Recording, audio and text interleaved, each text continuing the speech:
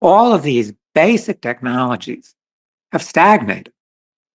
And, along with that, production of food, yes, if it was well distributed, we would have enough food for all. But in fact, it's not. And many, many people in the world, shamefully, are malnourished. Some of them are starving, many of them in Gaza.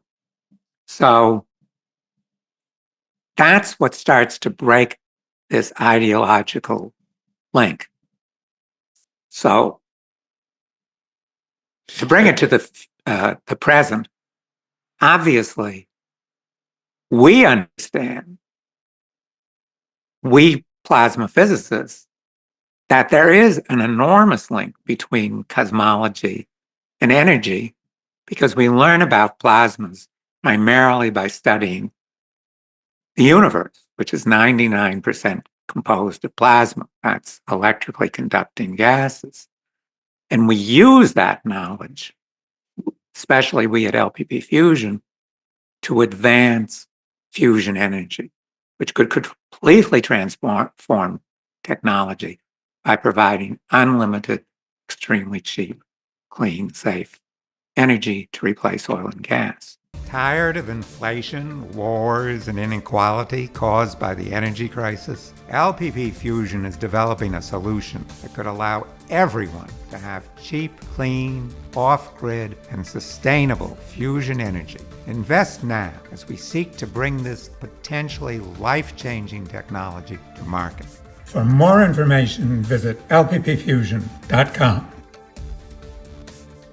So the link between cosmology and technology really exists, but at the moment it's ideologically buried by the dominant viewpoint.